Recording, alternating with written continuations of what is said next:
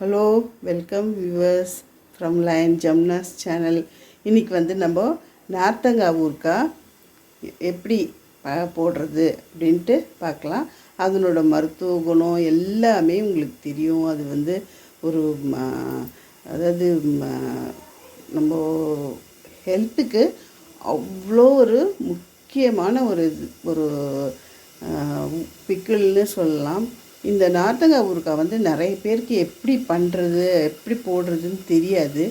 நான் ஒரு easy method சொல்லித்தரேன். கடையில் இது வந்து எங்கள் தோட்டத்தில் விளைஞ்ச இதுன்றதால நான் நிறைய அளவு செஞ்சுட்டு எல்லாருக்கும் நான் கொடுப்பேன். இது வந்து நான் கொஞ்சம் நிறைய வந்து நான் ஏற்கனவே ஒரு வீடியோவில் நார்த்தங்காய் ஊறுகாய் போடுறது பற்றி நான் சொல்லியிருக்கேன். இப்போ வந்து ஈஸியாக உடனே இன்ஸ்டண்ட்டாக நம்மளுக்கு ஊறுகாய் வேணும் அப்படின்ட்டு நான் உங்களுக்கு காமிக்கிறேன். வாங்க வீடியோவுக்கு போகலாம். பாருங்கள், ஒரு இட்லி பாத்திரம் வச்சுருக்கேன், தண்ணியும் ஊற்றிருக்கேன். தண்ணி உள்ளே வச்சு கொதிக்குது தண்ணி. இது பாருங்கள், நார்த்தங்காய் ஊறுகாவை கட் பண்ணியிருக்கேன். இது வந்து ஒரு கிச்சிலிக்காவும் நார்த்தங்காவும் ஒரே மாதிரி தான் இருக்கும் பார்க்குறதுக்கு. ஆனால் வந்து நம்ம பார்த்து கண்டுபிடிக்கணும். இது கிச்சிலிக்காய். பாருங்கள், இப்போது இந்த இதில் இட்லி பானையில் பாருங்கள் அப்படியே வச்சு ஆவி கட்டணும்.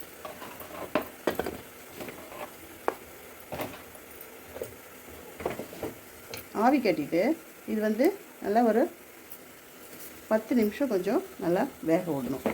இப்போ வச்சுட்டோம். உப்பு எதுவும் தேவையில்லை, வெறும் ஆவி மட்டும் கட்டணும். 10 நிமிஷம் ஆவி மூடிட்டு 10 நிமிஷம் பொறுத்து பார்க்கலாம். இப்போது நார்த்தங்காய் ஊறுகாய் வேகட்டும். நம்ம வந்து அதுக்குண்டான மசாலாவை நம்ம இப்போ ப்ரிப்பேர் பண்ணிக்கலாம். வெந்த பிறகு நம்ம ஊறுகாவை தாளிச்சிடலாம். பாருங்கள், ஒரு அரை ஸ்பூன். இதுக்கு ரொம்ப மசாலா வேண்டாம். நம்ம 5 காய் தான் வச்சுருக்கோம், அதனால் ரொம்ப தேவையில்லை. பாருங்கள், அதே மாதிரி நல்லா ஒரு ஸ்பூன் கடுகு போதும். இதை நல்லா வறுத்துக்கலாம்.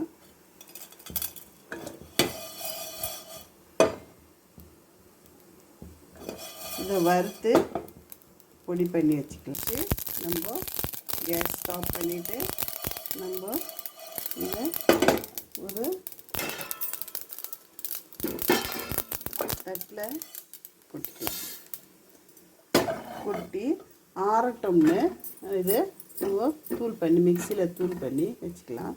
அதுக்கப்புறம்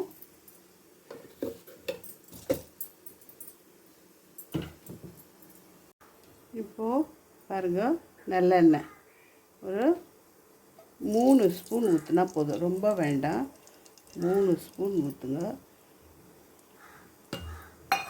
எண்ணெய் வந்து ரொம்ப ஆவி பறக்கிற மாதிரி பண்ண வேண்டாம், சும்மா லேசாக சூடு பண்ணால் போதும்.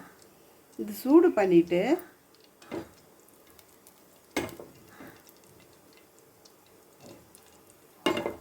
ஏன்னா இது செக்கு எண்ணெய்ன்றதால இப்போது இந்த நல்லெண்ணெய் நல்லா ஆறிடுச்சு.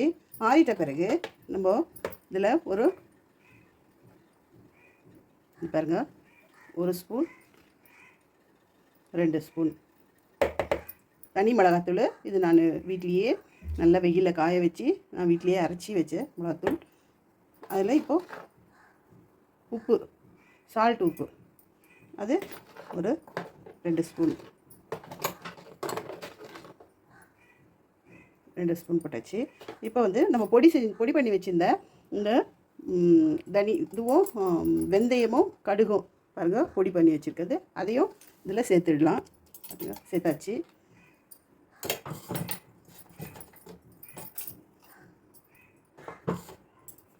சேர்த்த பிறகு நல்லா கலக்கி விட்டுருங்க. இப்போது நம்ம வேக வச்ச நார்த்தங்காய் வந்து பார்க்கலாம். பாருங்கள், நல்லா வெந்துருச்சு. நம்ம வெந்துருச்சான்ட்டு நீங்கள் பார்க்குறதுக்கு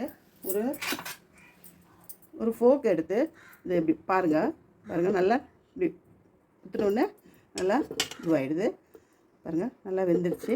அதுதான் பதம் பாருங்கள். ஏன்னா இது ரொம்ப தடியாக இருக்கும் இதனோட தோல். அந்த போக்கிலெல்லாம் அது குத்த முடியாது. இப்போ வெந்தவுடனே ஈஸியாக போகுது.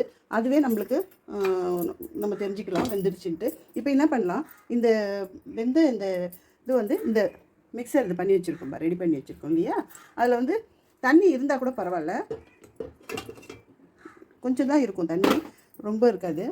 அதனால் நீங்கள்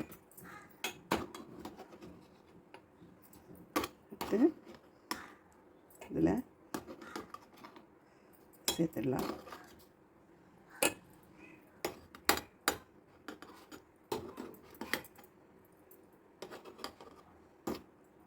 இந்த தண்ணி வந்து அப்படியே இருக்கட்டும். நீங்கள் வந்து அதை ஆட் பண்ணாதீங்க. வெறும் வெந்த இந்த இது மட்டும் ஞாபகம் வச்சுக்கோங்க. அந்த தண்ணி பாருங்கள் அப்படியே இருக்குது.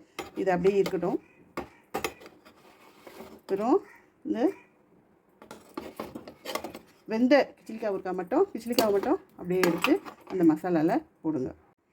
இப்போது வெந்த இந்த கிச்சிலிக்காவை இதில் போட்டு நல்லா மிக்ஸ் பண்ணிவிடுங்க.